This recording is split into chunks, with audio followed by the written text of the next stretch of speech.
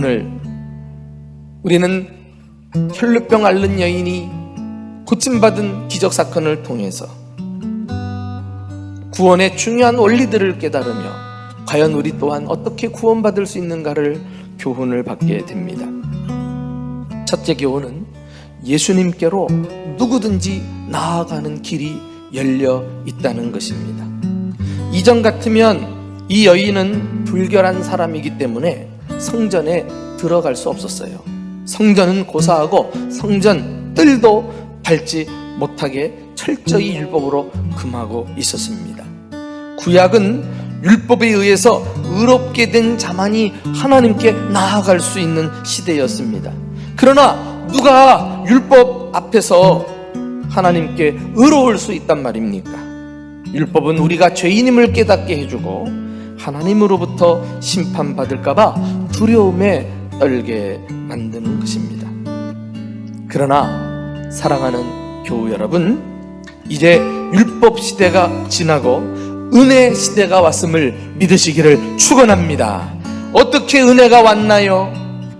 예수님과 함께 온 것입니다. 예수님이 오셔서 우리 죄를 위해 대신 십자가에 못 박혀 죽으셨을 때 하나님과 우리 사이를 가로막고 있었던 성전 휘장이 위에서 아래로 찢어진 것입니다. 이렇게 어려운 중에도 예수님께 나아간 이 여인에게 예수님은 무엇이라고 불러주셨어요? 따라와.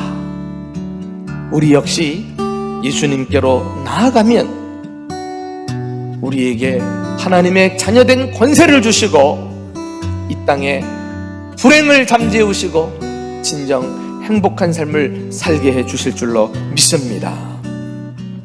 두 번째 교훈은 예수님께 나아갈 때 믿음을 가지고 나아가야 한다는 것입니다. 그냥 예수님께 나아간다고 되는 게 아니에요. 우리는 예수님이 하신 말씀 가운데서 이 여인이 믿음을 가지고 나왔음을 발견합니다. 절망 중에 살고 있던 어느 날 이 여인에게 예수에 대한 소문이 들려온 것입니다. 이 예수의 이야기를 듣고 희망이 생겼어요. 예수님이라면 나를 고쳐줄 수 있을 것이라는 그런 믿음이 생긴 것입니다.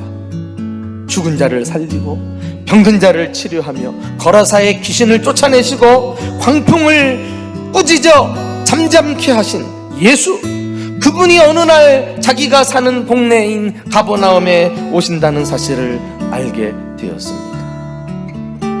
많은 사람들도 그 소문을 들었을 터인데 오직 이 여인이 그 마음속에 희망을 가지고 예수님에 대한 믿음으로 예수님을 기다리고 있었던 것입니다. 요즘같이 온 세상이 재앙으로 불안에 떨고 있습니다. 이 세상에 소망을 얻지 못하고 절망에 빠져 있습니다. 거기다가 온갖 가짜 뉴스로 사람들은 혼란에 빠진 이때에 하나님의 말씀을 맡은 우리들이 더욱 분명한 목소리로 참된 진리를 전파하고 복음을 전해야 하지 않을까요? 마지막 교훈은 예수님께 행함으로 믿음을 나타내 보여야 한다는 것입니다. 많은 사람이 말씀을 듣고 믿음을 가지지만 혼자서 속으로 간직하는 것으로 끝나는 경우가 많습니다. 기적은 믿음을 행동으로 옮길 때 나타납니다. 이 여인이 예수님의 소문을 들었죠. 그리고 그 마음속에 예수님에 대한 믿음이 생겼습니다. 그리고 구체적으로 그 믿음을 행동으로 옮깁니다. 한마디로 이 여인의 믿음은 행동으로 보여지는 믿음이었어요. 예수님만이 나의 문제를 해결해 주시는 유일한 구원자가 되신다. 그리고서는 그 믿음을 가지고 예수님께 나아옵니다. 그리고서는 어떤 생각을 하죠? 내가 그의 옷에만 손을 대어도 구원을 받으리라 생각함일러라. 예수님은 지금도 당신을 만지는 자를 찾고 계십니다. 주님이 내 인생의 유일한 해결자이시다, 나의 구원자이시다.